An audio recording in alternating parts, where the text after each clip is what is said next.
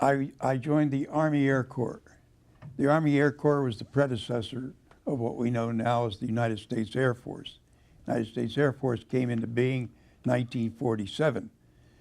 The Army Air Corps was a separate entity from the Army. We didn't relate to the Army guys at all. Anyway, I joined the Army Air Corps when I was barely 18 years old, and went through all the training and so forth, and was assigned to B-24 bombers, and which we flew a B-24 bomber over to Europe.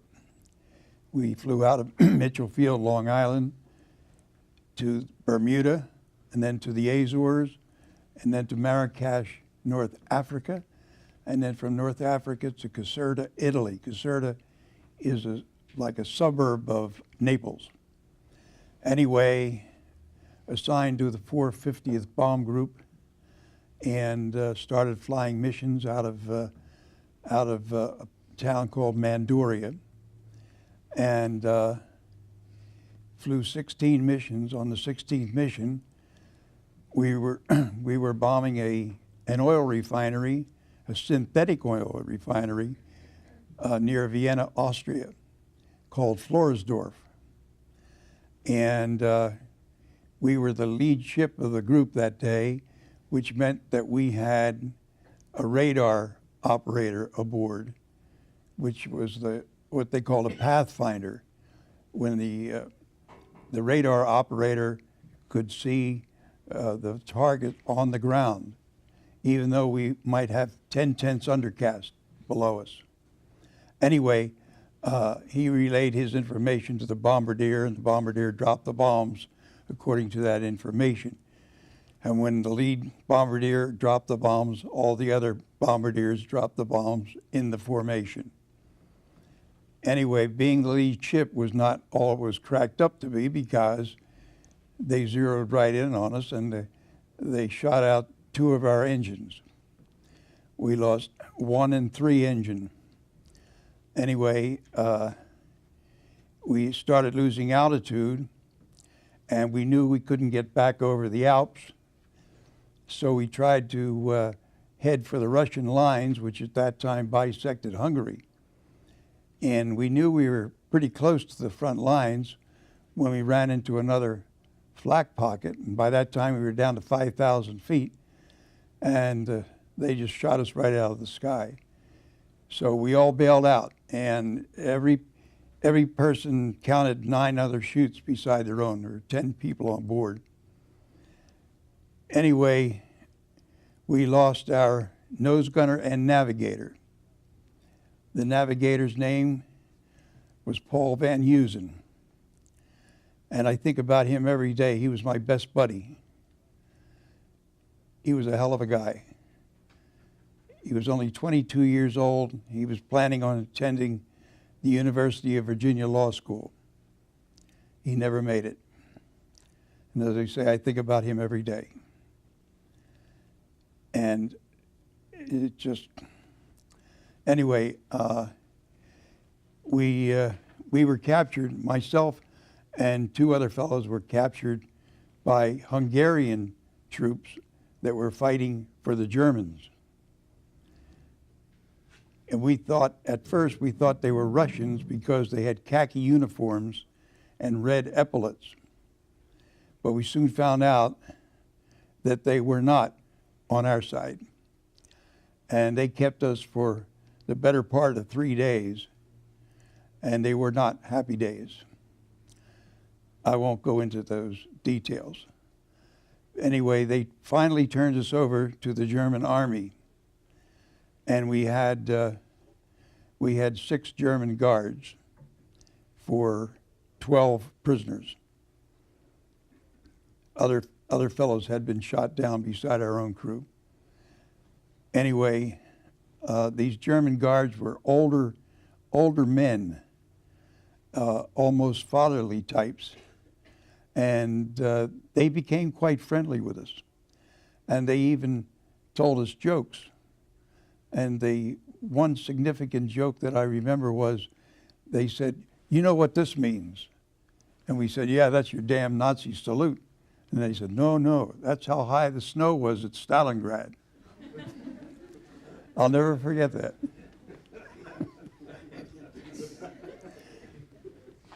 And they finally turned us over.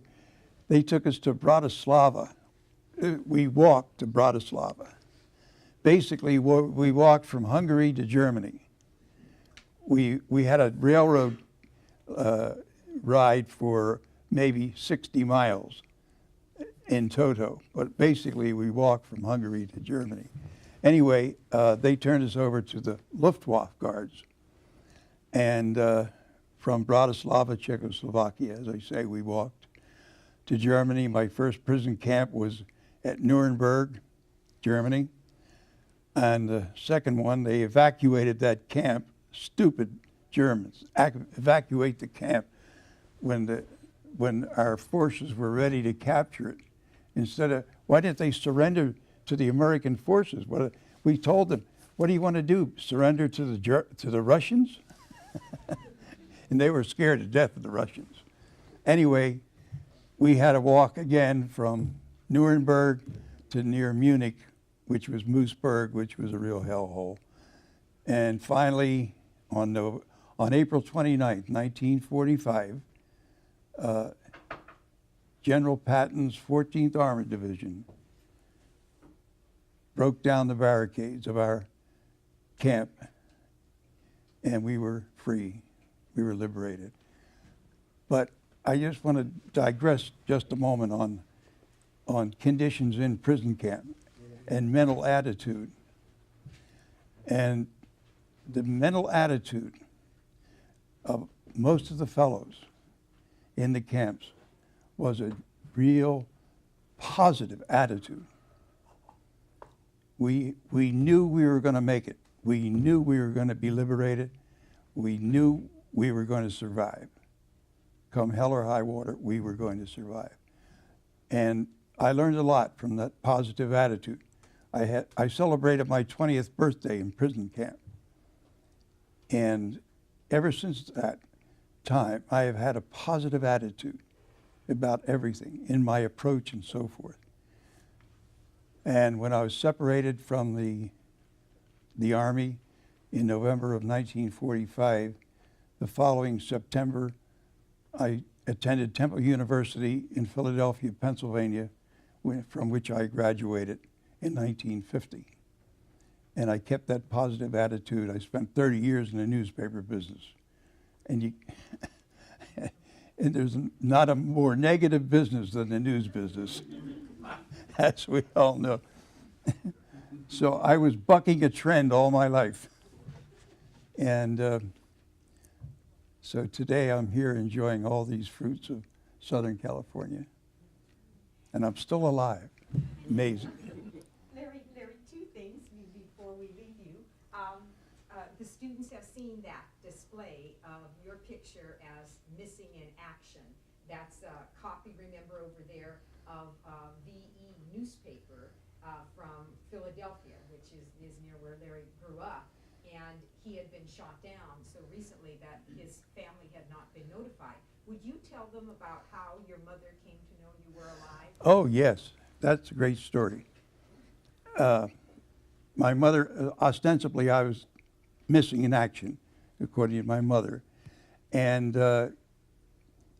they gave us, after we were liberated, they gave us a V-mail to send to our people. A V-mail was a fast means of delivery. It was just a single sheet that you folded over, and it was on its way, and it went back to the States by air. Anyway, I lived in a little suburb of Philadelphia called Rutledge, which was 4 streets long and 4 streets wide, did not have mail delivery. Went down there to a P.O. box. And living across the street from my mother was a young woman who befriended my mother and ran errands for her. And she told the story that one day she went to the P.O. box, and in that P.O. box was the V-mail from me. And she said, "Larry, I ran all the way back to your house. And I threw my arms around your mother and I said, Larry is safe. And my mother just was aghast. And that's how she knew I was safe. And a great remembrance I have of my mother is probably my fondest memory was when I came back from overseas and I got out of the car in front of our house and started up the steps to the porch. And at the top of the porch was my mother standing there with a smile on her face. And I threw my arms around her and I told her, Mom, I told you I'd be back. I made it. And Warren, the students have at the end of the story that your mother wrote about your time as a POW, she put that picture of Warren coming down the steps, you know, and of all the pictures a mother would pick, as a mother, I'd understand putting that picture there. She finally sees you now. And so you have that again in the story of Warren on your handout. And Larry, before we leave you though too, could you tell the students what wonderful service you performed for many POWs in the area? I don't think I mentioned to them what you do. Well, I am honored to lead a group of prisoners of war. We meet as a support group at the Vista Clinic in the VA clinic in Vista. And I have been the leader of this group since 2001. And we have such a great camaraderie in that group. It's incredible. Paul Finot is one of my members, and we just did a fantastic thing for Christmas this year.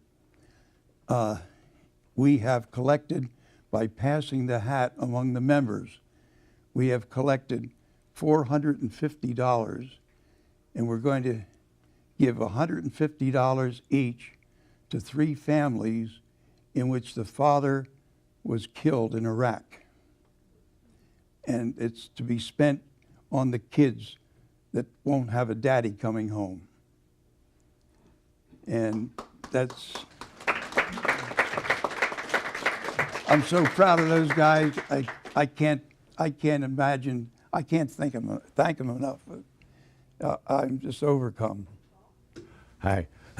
I was born in St. Louis, Missouri. Just a very quick resume of my background. Born in 1922, the worst day of the year, which is the day after Christmas.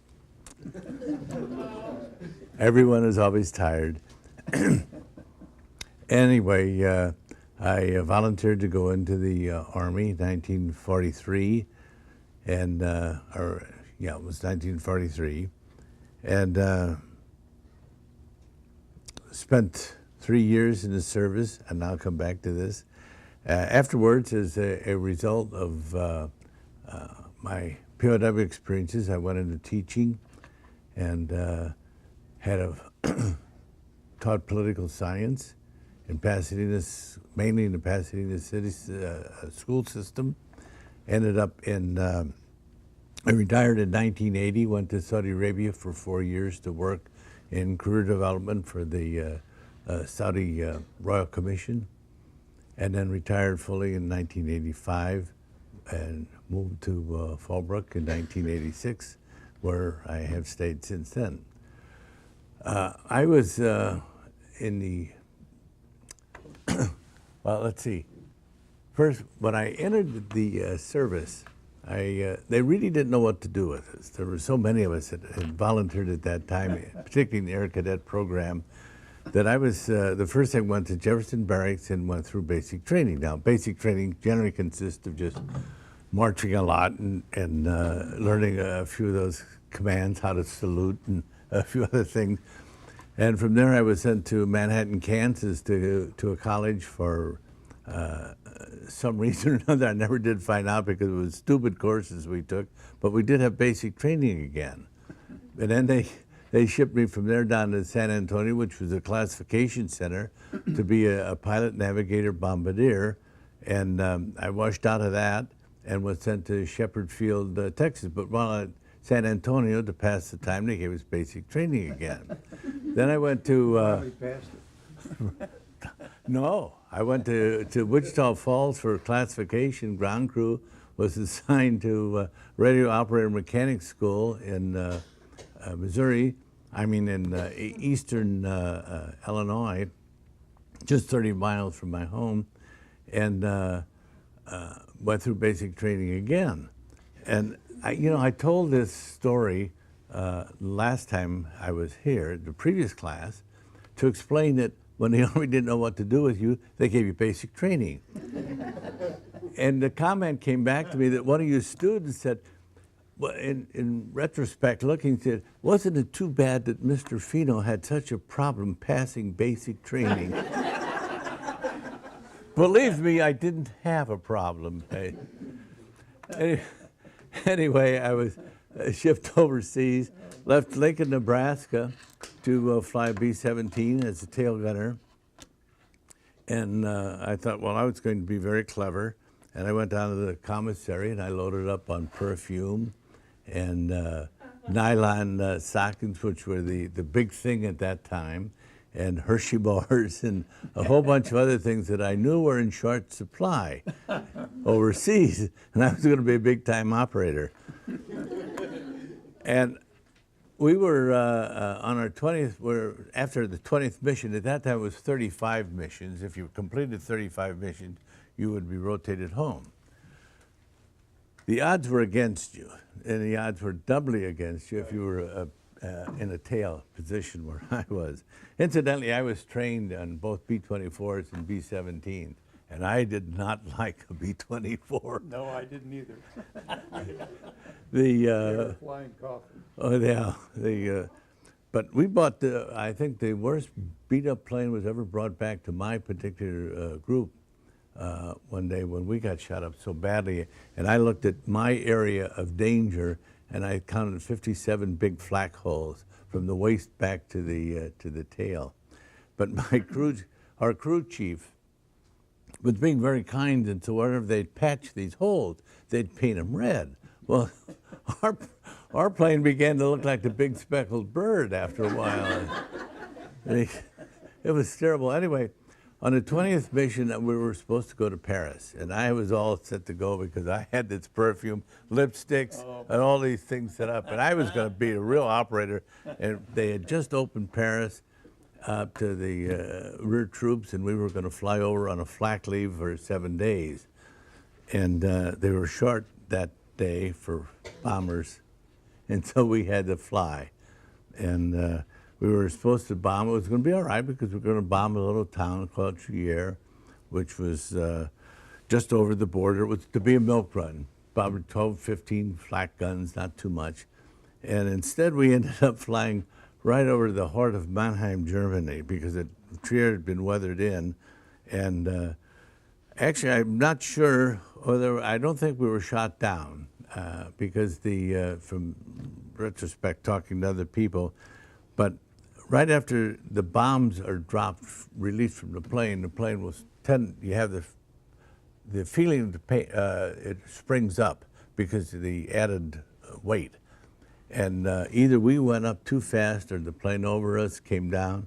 Anyway, the plane over us fell down and clipped the tail off. And I was in the tail. And plane down, and the rest of my crew was all killed. I was the only one that got out. But as the plane fell down, one of the horizontal stabilizers was ripped off. I was trapped in the wreckage, and I came to. I was under about 15,000 feet because in a free fall, we bombed about 30,000 feet. You don't have the impression that you're actually falling. You have this feeling of air around you, but you don't notice the ground coming up because you're so high up until you get under about 15,000 feet.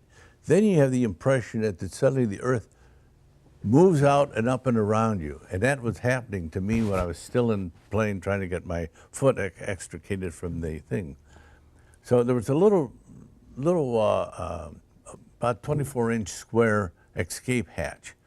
And the idea was that you had a little handle that was connected to the hinge pins that you could pull, and the hinges would come out, and the plane, well, that sort of an impact was sweated in. And I pulled the hinges out, but that little escape hatch didn't open, and I remember hitting it as hard as I could, and fortunately it opened, and I started to crawl out, and I made the mistake of looking down, and I saw this church steeple coming up, and I thought, it's now or never, and I was still halfway in the airplane when I pulled the chute, and how in the world it ever happened, I don't know, but I was pulled out by the chute opening and oscillated once and hit the only wall that was standing in the heart of Mannheim, Germany, and it turned out to be a wall of, you heard, it was a wall of an outhouse, so I'm the only one I knew I could say I fell 5.5 miles into a toilet. Fortunately, it was filled up with rubble. I was right next to the flak battery that had been firing at us, stood me at attention for, I don't know, the rest of the afternoon when they collected about 19 of us were collected and taken to a local, I think it was a Russian concentration collecting point. And the interesting thing was the second night I was there, this person came in, oh no, it was that night, first night I was there, came in and he was drunk. And he had been a tail gunner and also in my group. Now, you can't get drunk if you're on pure oxygen. We would be on oxygen for anywhere from, what, 4 to 6 hours. 6 hours on pure oxygen, and you can't get drunk. So how in the world, here's a guy coming in bombing on a bombing ground, he's captured and he's drunk. Now, I didn't have the idea that the guy's going to the local pub and drinking. So I asked him, and he said, well, he said, I was captured right away and taken to this little town. A little German police chief brought me in and started to talk to me. And I answered him in German. And he said, how come you're an American and you speak German? He said, well, I lived in a little town called Greenwich Village, right in New York City. And he said, before the war, as a youngster, he said, I used to go to the beer garden and I'd drink beer and we'd sing German songs in his German beer garden. And he said, what songs did you sing? And he said, well, named a few songs. The guy said, sing. So he said, I started to sing, and he said, here are the police chief and his deputies, and they joined in. They all started to sing. And then the police chief said, we can't sing without beer. And they said, they got beer, and he said, we sang and drank and ate all after. He said, boy, Germany's a great place. Didn't last very long. But I was taken to an interrogation center, and I knew I was a coward. I knew that I was going to talk. If they were going to take out the pair of pliers, which is the most efficient type of thing you can use on somebody really fast, I said, no, what do you want to know? I knew that. I knew that I'm not that brave. And my heart goes out to the ones who are, but I had to admit to myself that I probably could not stand under torture. So when I got into this interrogation center, I was taken into the place, and first my background, my name is Fino, which is a French name, but my mother was of Germanic extraction, and I was raised in a German section in St. Louis, Missouri, so I had a cultural affinity to Germans. I thought, now what is it that I know about Germans? Well, my grandmother spoke German. She had been born in the United States, but spoke German. And I knew that the Germans liked authority, they respected discipline and so on.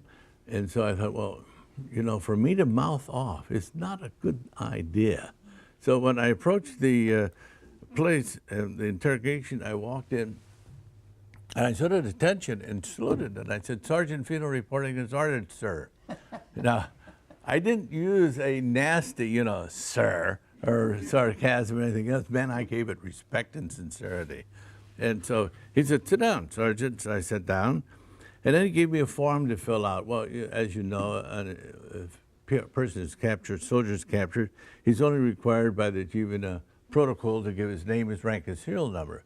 So this officer, and behind him was a private with a gun, and he says, well, Sergeant, he said, we know that you probably will want to let your parents know that you're alive and in reasonable physical condition. He said, fill out this Red Cross form. In the form, International Red Cross across the top, Geneva, Switzerland, name, rank, serial number, location of base, organization, capacity, your position on the airplane, the name of commanding officer at your base, list all the past missions you've been on, all the future missions, gas capacity, on and on and on. And we had been told by our own Army intelligence that to expect this if we were going to be captured. So I had an idea that this was going to be done. So I filled out my name, my rank, and my serial number, and I handed it back to him. And I said, then he takes out the Luger, and snaps a bullet. Sergeant Fino, you didn't fill out the entire form. And I said, no, sir. And I had already found out, in the service, you always have an answer. It could be wrong, but you always have an answer. And so I said, no, sir, I didn't forget to fill out the form. Sir, I'm a soldier. I know you are a soldier. And my orders are that in event of capture, I give my name, my rank, my serial number. And sir, I know your orders are to get information from me. Sir, I am only trying to carry out my orders as I know you are trying to carry out your orders. Notice I said trying. I didn't say I am following orders. I thought I let that door open just a little bit. And so he looks at me and he said, "Stand at attention." I said, "Yes, sir, stand at attention." He takes my card and writes, "Good Soldaten," good soldier. Says, "You're dismissed." I said, "Thank you, sir." Turned around and walked out. I will say I was the only one of the 19 that did not talk. The one of them we called Mushhead because we couldn't recognize him for 3 weeks because they kept slapping him back and forth and back and forth. Another one had all of his teeth knocked out. And they did not lie like lying. And they did know an awful lot about us through the clipping service. During the war, they had a clipping service in Spain where they got all of the hometown newspapers. And here would be a little squib in the newspaper. Sergeant Fino is home on leave from the such and such thing. Sergeant Fino is so and so and so on. And it was sent out by our Army PR people. And they eventually ended up over in Spain where they'd have people clip them out and they'd put it in and then they'd wait. And if they ever captured somebody like this, they'd have all the information. Well, Sergeant Fino, how's your father's business in the transfer business? How did he know that? That was the idea. Then they would say, well, we're just trying to verify just one little thing. Is the symbol on your tail an H or a G? Now, if you're going to lie, you're going to pay a price. And that type of thing. And that's how they would get information from you. They'd use all sorts of psychological. Well, from that camp, I was sent from there to Stalag 4, which is a little bit south of the Baltic. Very, very cold. It was a camp. We were ordered not to try to escape by our own people. We were, at that time, they didn't want to bring us to the attention of Hitler. And everyone knew the war was going to be over. This was in November of 1944. It was right before the Battle of the Bulge, where they were trying to, there was a serious attempt made to end the war before Christmas. But anyway, from there I was put on a boxcar for 10 days, which was not fun. It's reminded me of the story of the hell ships. But many of the people from my camp also were, the day after I left, they left also the coldest winter on record in Europe. 1944-45, they were marched, 300 or 400 miles across the northern part of Germany, and it made it was comparable to the death march, certainly, the Bataan death march. I didn't go through that, but I didn't have a very nice time. I ended up in Nuremberg. Nuremberg? Nuremberg, and from there, Nuremberg was about the most filthy place I have ever been in my life.